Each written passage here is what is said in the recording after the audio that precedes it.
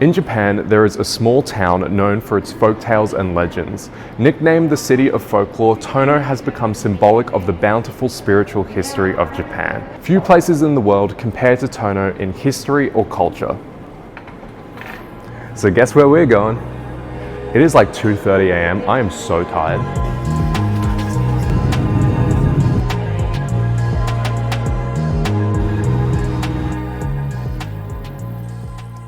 So before I get into telling you about the folktales from the Tono region, I should probably let you know how I know what I know. And it all starts with a man named Kunio Yanagita and his most famous work, Tono Monogatari. Tono Monogatari translates the legends of Tono and is an accumulation of many different folktales and legends from the region. Most of the stories we get in Tono Monogatari were told to Yanagita by his close personal friend and Tono-born folklorist Kizun Sasaki. Additionally, Sasaki was able to put Yanagita in touch with several people who witnessed or had known someone who had witnessed supernatural events. And throughout their time working together, Yanagita and Sasaki became very, very close. In fact, the first manuscript of Tono Monogatari was given to Sasaki as a gift. You can actually see this original manuscript in the Tono Municipal Museum, which is actually just down the road from where I currently am. Also, you might be wondering, why am I filming this in front of this building? Well, this is actually the Tono Folklore Museum, which was converted from the inn Yanagita wrote the original Tono Monogatari. Now, as someone who's been studying this for as long as I have, it was really cool to be able to see the room in which Yanagita wrote Tono Monogatari. From Australia, this place seems so far away, but actually kind of getting to see the place that Yanagita was, it was just like a very special experience, and it made this whole thing just feel a whole lot more real. So anyway, with that out of the way, let's get into the first legend. The Zashiki Rurashi. I thought I'd start this video off by talking about one of the more commonly seen yokai, and that would be the Zashiki Rurashis. The Zashiki Rurashis, or more commonly known in English as the parlor children, are mischievous spirits that occupy spare rooms in houses. They typically appear to be between the ages of 12 and 13 and have short cropped black hair, which makes them appear quite androgynous. Parlor children are usually harmless, however they are known to do small pranks on people living in the house. In the legend of Tono, the Zashiki Rurashi are not only not dangerous, they are actually believed to bring about good fortune, and if you have one living in your house, the house will tend to become far more prosperous. However, if the Zashiki Rurashi decides to leave your house, then it will fall into ruin, destroying the lives of you and your family. In one story from the legends of Tono, it tells of a man who was walking through town in which he comes across two strange children. And because this is a fairly small place, you tend to know everyone that lives there. So he asked the children who they were, and they said that they had been coming from this wealthy house in the village. Now, this house was known to have two Zashiki Rurashis living in it. And so the man who knows this asks, where are they going?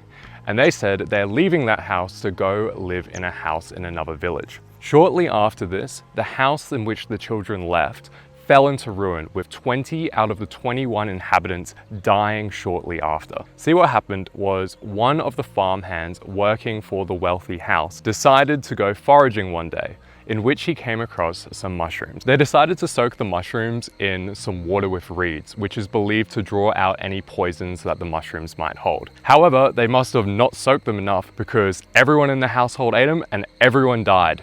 The only person that lived was one little girl who was playing outside who didn't realize it was time for dinner. See, you might be asking, Saints, why are you standing in the middle of a random field? Well, right there is where the house used to be. And as you can see, it's not there anymore. I don't know why I'm here. I could have just gone to any random field and you would have not known the difference. I've been walking for hours to go to this random field. Why am I here? Anyway, next story. The Mountain Men. One of my favorite yokais from the Legends of Tono is that of the Mountain Men. The Mountain Men are described as being these human-like creatures that are freakishly tall with glittering eyes. They're also described as having this really long, thick, jet black hair, with the women having hair so long that it drags along the ground when they walk. The first story describing these creatures in the Legends of Tono tells of a hunter that was walking through the forest one day when he sees this woman combing her long black hair on a rock. For whatever reason, he then decides to shoot this woman. He then goes up to the dead body, cuts off the hair and puts it in his breast pocket. It says that on his way back, he became unearthly tired and decided to lay down. He was then woken by a mountain man standing over him, reaching into his breast pocket and taking the hair of the woman that he shot. The first time I read this, it didn't say that these were mountain men. And so I was like, what was this dude's possible justification for killing this woman? However, it is kind of rationalized in later stories because the mountain men have this really bad habit of abducting women and making them their wives and then eating the children they produce, which I'm going to say it, a controversial opinion coming from a Saints channel, I don't endorse. Another story of the Mountain Men tells of a traveler who was walking through the forest one day where he happens upon a cave. Inside this cave sits a woman. Upon closer inspection, he realizes he actually knows this woman, and she is the missing daughter of his headman. The girl tells the man that she has been made the wife of a mountain man who will get her pregnant and eat her babies. She then tells the man he needs to flee before her husband comes home, which the man does. I think this is like an interesting story because at no point does the girl ever want to leave with the man, which kind of states that there might be some sort of magical ability these mountain men have that keeps these women prisoner even when they aren't there. This is actually very similar to another story from the Legends of Tono, which tells of a girl who went into the woods one day. The only remains of her found were these 2 sandals sitting under a pear tree. Fast forward around 30 years, there comes this one night that is just so windy and all of her relatives just happen to be meeting together. They're having a good time, they're drinking, and then they hear a knock on the door and they see that there's this old woman standing there. And so they ask her, you know, what do you want? And the woman responds that she doesn't want anything, she just wanted to say goodbye. She then identifies herself as the girl that went missing all those years ago. Even though it had been many years at this point, the woman at the door was this haggard old woman that the girl couldn't have possibly been. However, she then turns around, walks off into the night and disappears. This story doesn't explicitly mention the mountain men, but in my mind, I kind of group them together because it does kind of fit their MO, you know? Like this girl goes wandering in the woods one day, gets mysteriously disappeared, and then reappears sometime later, says one kind of cryptic thing, and then, you know, disappears again. So in my mind, I kind of like to believe that this story is related to the mountain men, even though it's not explicitly mentioned in the Legends of Tono. By the way, shout out to Shigeru Mizuki, who did a manga adaptation of the Legends of Tono. Most of the images that I'm putting on the screen come from his adaptation, because when I say that this is kind of like the secret folklore of Japan, I really do mean it. There's almost nothing online about any of this. So getting a visual representation of what I'm talking about is incredibly difficult. So please, whoever owns the rights to this manga adaptation, do not copy strike this video. I also highly recommend reading this manga. In the original Legends of Tono, it's quite hard to tell what's going on sometimes because there's a lot of these like names of people and I'm like, do I need to remember this? Is this important? But in the manga adaptation, it kind of gets to the heart of these stories and it kind of shows it in a way in which sometimes Yanagita isn't the best at describing things, or maybe it's just the translation I'm reading. Also, if you don't like reading books, it's a great way to get around that. So yeah, check it out. The Kappa.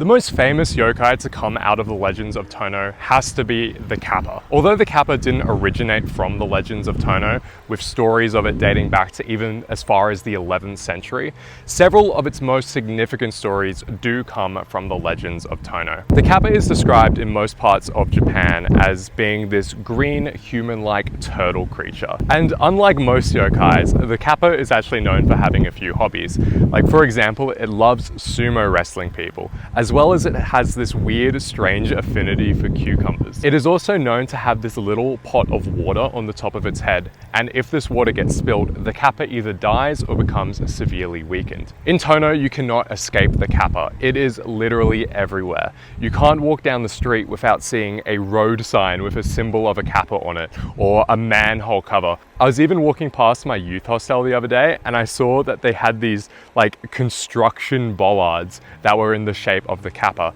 It really is this region's like cultural mascot. Tono does brand itself as the city of folklore, so I think having all of these Kappa imagery is a way to kind of promote tourism to the area. However, they really annoy me, and that is for one reason, because these Kappas are green, and actually, the Kappas in Tono are meant to be red. In Tono, the Kappa is also different from a lot of other places in Japan because of its one annoying little habit, and that is impregnating women. There's this one story in the legends of Tono of this family coming home from harvesting the rice one day and seeing the wife of one of their family members laughing by the river. They get suspicious of this, especially when they see her doing the same thing the next day and then the day after that.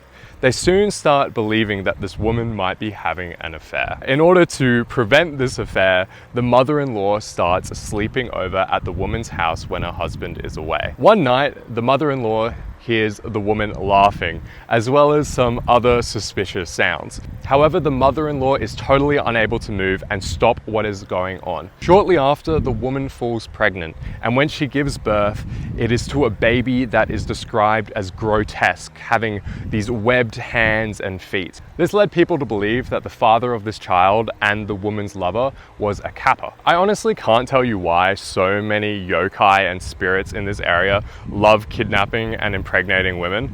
And if I had to guess, I would say that simply by making a monster or spirit a sexual deviant, it just becomes so much more scary. Like, for example, if I'm walking down the river one day and I see this small like turtle monster kind of thing, I'm gonna think, wow, that's kind of weird, but I don't think I'm gonna be that scared. However, if I'm walking down the same river and my friend points at that like turtle monster and goes, hey, do you know that thing's a pedophile? Like, all of a sudden, I'm a whole lot more uncomfortable. However, that's literally just my guess. You know, I'm an idiot. Don't take anything I say too seriously. The most famous story of the Kappa, and the one that is plastered literally everywhere in Tono, tells of a boy who took his horse down to the river to cool off, when all of a sudden, a Kappa shoots out and tries to drown the horse. However, unfortunately for the Kappa, the horse was much stronger than expected and dragged the Kappa all the way back to its stable. It is here that the Kappa realized that humans are probably going to be around, and this might not be a great situation for it, seeing as though it just tried to kill their horse. So it decides to hide under one of the horse's feed buckets. Sooner or later, one of the farmhands comes in and he sees the overturned horse feed bucket and decides to flip it back the right way around. And that's when he sees the Kappa. The villagers discuss what they want to do with the Kappa. A lot of people want to kill it. However, they come to the more, graceful solution. If the Kappa agrees to leave their horses alone forever, then they'll let the Kappa go, which the Kappa agrees, and it is said that it is still living in that same river today. And guess which river I'm standing in front of? I'm genuinely asking, I don't know. This is literally just a random river. I have no idea which river the Kappa lives in. Anyway, next story. Myoga. In Tono, there are these stories about these ghost houses that appear in the middle of the woods. These houses are typically fully furnished, and it is seen as acceptable to take anything you want from them. The houses are believed to bring about good fortune and are called Myoga, which translates to the house found when one loses their way. The first mention of these stories tells of a stupid wife who goes wandering through the woods collecting herbs. She then comes across one of these houses. She goes inside to see the house set up for many guests. She then freaks out thinking that this house might belong to one of the mountain men and flees. A few days after discovering the house, she is washing some clothes in the river, in which she sees a familiar red bowl float down. Recognizing it as one of the bowls from the house she's seen, she picked it up and decided to keep it. Because she found it in the river, she, even though is apparently a stupid wife, was smart enough not to eat directly out of it, but instead she decides to use it as a measuring cup for rice. However, when she uses this bowl to measure her rice, she notices that the rice stockpile never seems to go down. This causes the family to become incredibly wealthy to the point in which it spans generations. There are all of these extra details in the Legends of Tono that are just totally frivolous. Like, there's no reason for Yanagita to call this woman stupid. There's also this one point in which there is this old man named Otto, and apparently Otto knows all of these amazing ghost stories. However, no one ever speaks to him because he smells really bad.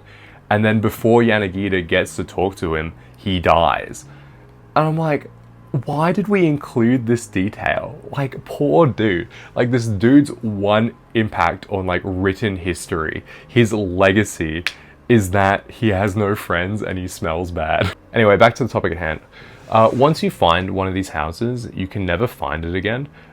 There's a story about a man who goes through the woods one day and he finds one of these houses. The guy makes the logical assumption that someone probably lives here and so he should leave. And then it's only once he's back in town he discusses it with his friends, in which they're like, hey, I think you might have found one of these ghost houses. And so the guy's like, oh, what a great opportunity to loot the place. So he then leaves the next day and he goes to try and find the house, but where it once was is just completely gone. This kind of little detail stuck with me quite a lot because it reminds me of this experience from my childhood. When I was a kid, I used to go bush bashing through this national park that I lived by. There was one day in which I was walking through the bush in which I come across this broken down car. I see this car and I'm just like, how on earth did it get here? We're kilometers from any path, let alone road, that a car can drive down. And it's just thick trees all around me. And even if there weren't any trees there, it would take a 4-wheel drive to get to the spot it was. Anyway, I leave. Then I try to find it again on another day. And I go to the spot in which I think it was. And it's just missing. And for the last couple of years, I've been searching again and again for this car. I think it's just very eerie when you find something in a place that it shouldn't be. And I think that's why this story kind of stuck with me, even though it's very, very uneventful. And I think it's just because it reminds me of that car. Anyway, on to the next story. The Futachi monkeys. I thought I'd get into character for this one. Anyway, this one is about the Futachi monkeys. Now, the Futachi monkeys are just like regular monkeys. However, they are described as looking more human-like and being meaner. They are also known for rolling around in pine sap and sand, which will turn their fur into this thick armor, which will, as according to the Legends of Tono, make them bulletproof. These monkeys, they tend to not really do too much besides generally harassing you. However, they have one habit that is shared with all the other yokai in the area. Let's see if you can guess what that is. Drum roll, please. If you said abduct women, you would be correct. Seriously, at this point, how many women are you losing each year to justify this amount of myths? What is going on? It sucks to be a woman here. You know, you've got one legend where it's you're not allowed to walk up a certain mountain because if you're a woman, you're gonna get abducted by mountain men. Or there's another mountain you're not meant to go up because it's owned by a female god who gets jealous when other women climb it. Shout out women, dog. You guys take a lot of L's. But don't worry, I stand with you. Anyway, there's not really a lot to talk about these monkeys. They just kind of do regular monkey shit. However, I thought I should just add it simply because I saw this hat but it was 5,000 yen and I needed some way to justify buying it. And so I was like, if I put this in the video, it's not going to be a waste of money. Anyway, monkey. Oshiro-sama. I was just editing this segment and then I realized that I'm going to have to refilm because despite having the perfect shot on a staircase leading up to a temple, if you film in the middle of the summer in Japan and you're standing next to a bush, then all you're going to hear is bugs. The story goes that there once was a farmer with a young, beautiful daughter. This girl was a horse girl through and through. She had almost a spiritual connection to the animals. One night she was sleeping in the stables and according to the legends of Tono, it says her and one of the young stallions became husband and wife. This became a somewhat regular thing and kind of turned into a whole kind of Mr. Hands situation. It happened so frequently that one night her father woke up and was confused where she was. So he decided to check the places she normally sleeps, including the stables, in which he comes across his daughter riding her pony. Later in that night, the man sneaks back into the stables and kills the horse. This is a quick side note, but according to legends, the man kills the horse by hanging it, which is certainly like one way to kill a horse, but I don't know if it'd be my first option. The daughter wakes up in the morning and asks her father where the horse is gone. The man then leads his daughter outside, in which he shows her the body of the dead horse. The girl is overwhelmed with grief and flings herself onto the corpse of her husband. This understandably kind of angers the father more, so he goes and grabs an axe and chops the head off the horse. It then says that the girl then clings onto the horse's head and flies off into the night sky. There's probably a moral to this story. I don't know what it is, but there's probably one. It says that the girl and her horse become Oshiro-sama, which is the god of the home and silkworms. People will make idols to worship this god, and when they do, they make one of the girl and one of the horse. And when they do, they carve it out of the wood of the mulberry tree, which according to legend is the same type of tree in which the father hung the horse from. These are some of the photos I took of these idols when I was in Tono, and as you can see, they are wrapped in a lot of silk because, as I said earlier, for some reason, Oshiro-sama is not just the god of the home, but also the god of silkworms. You see these idols a lot throughout Tono, and most of the people I talk to, even if they don't know all of the stories from Tono Monogatari, they are aware of a select few, and this one is one of the more commonly known ones. Anyway, next story, the Mountain Kami. Now, I'm going to be honest, upon my first reading of the Legends of Tono, I didn't realize that the Mountain Kami and the Mountain Men were two separate things, which they are and they aren't. Like, they are very, very similar. Kami in Japanese kind of translates to spirit or god. When I say Mountain Kami, it's more so the god of the mountains. However, they do present in a way that is very, very similar to mountain men, who are more like spiritual creatures. The only difference really is that the mountain kami have these bright red faces, similar to that of like a tengu. The mountain kami also tend to have a lot more power than the mountain men. There are stories of a mountain kami seeing a girl by the river collecting pebbles, and for whatever reason just decide to give her the power of divination. There's also another story of this man who was touched by a mountain kami, and he gained the ability to see the future as well as read people's minds. It was said that people would come to him with their problems, talk for a while, and then all of a sudden he would just get up and start pacing around the room and then say something like really cryptic that kind of predicted the person's future. An example of this tells of a woman who came to consult the man, in which he said that she needed to pull up the floorboards in her house because under it there's either a broken mirror or a broken sword, and if she doesn't remove it, then her family's going to meet some sort of premature death. Surely enough, when the woman returns home and rips up her floorboard, she finds a broken sword. I like to think that this dude was just like putting that there. Like, there's nothing in the book saying that he was charging people for these services.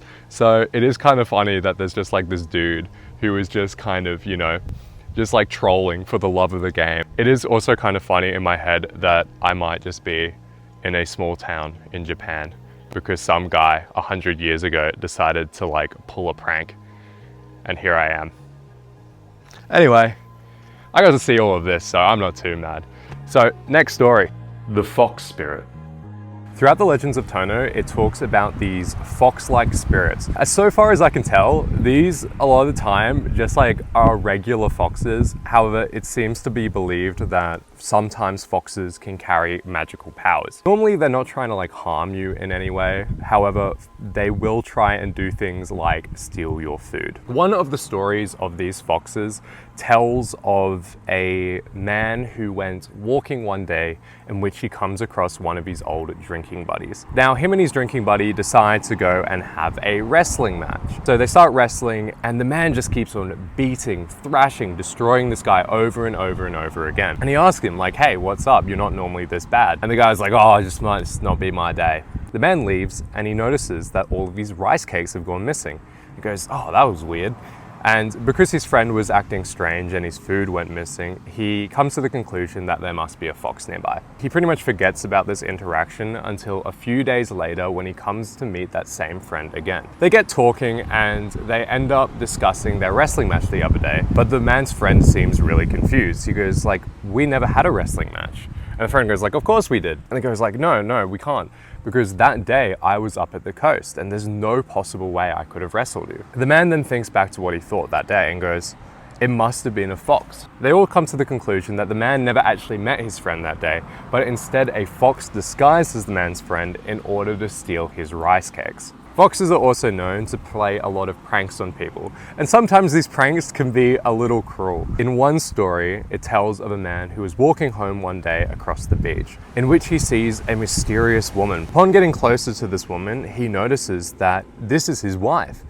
But it couldn't be, his wife was at home asleep. So he does what any normal person would do and pulls out his knife and stabs the woman to death. Upon looking at his dead wife on the ground, he starts to have second thoughts where it's like, maybe I shouldn't have just killed this woman. He runs home to see if his wife is alive. Upon arrival, he sees his wife sitting bolt upright in bed. He then asks her what's going on. His wife responds that she had this awful dream in which she was walking across the beach where she met her husband, who then stabbed her to death. After this, the man returns to the beach to find where once lay the body of a dead woman, now lies the body of a fox. I do feel kind of bad for the fox in this situation because like, I can imagine in the fox's head, it was just like, oh, I'm gonna play a prank on this dude who's gonna be like, whoa, how did your wife get here? But instead, the dude was just like an actual psychopath and pulled out his knife and just like stabbed her to death. I do like these stories a lot. Like, they're kind of just like scattered throughout the Legends of Tono, and like, the foxes never really do anything besides just like mildly messing with people, which I think is like quite admirable. Well, anyway, that's the end of our final story. Anyway, I'm back home now and I thought I would end this video by giving my final thoughts about what I think about my stay in Tono. Tono is one of these interesting places in which you kind of understand why these stories of the spirits and yokai came about. With these huge mountains and beautiful views, you're kind of aware that you're simply just a part of something bigger. By constantly being exposed to that, it makes sense why you would start developing these spiritual beliefs. Overall, I really enjoyed my time in Tono, and it made me really thankful for this YouTube channel, because even though I've got like 11 subscribers at the time of filming this, and I think my last video got like 12 views, by simply making these videos, it's led me to learn about things that I wouldn't normally learn about, or go to places I wouldn't normally go. And it was when I was walking around Tono that I kind of got hit with like, this is a really cool thing to do. And it was for the first time I really kind of stopped wanting to be a YouTuber and instead wanted to make YouTube videos. And I know on the surface those two things sound very similar, but to me, they are worlds apart. Anyway, with that all out of the way, thank you so much for watching. I really did put a lot of effort into this video, even if sometimes the quality wasn't the best. It means a lot that you stuck around as long as you did, and if you enjoyed this video, maybe even consider subscribing. I'm a small channel, so I notice every like, subscription, or comment. So it really is encouraging every time I see one of those numbers just go up. That's all I've got to say, and I really look forward to seeing you in the next one. Bye.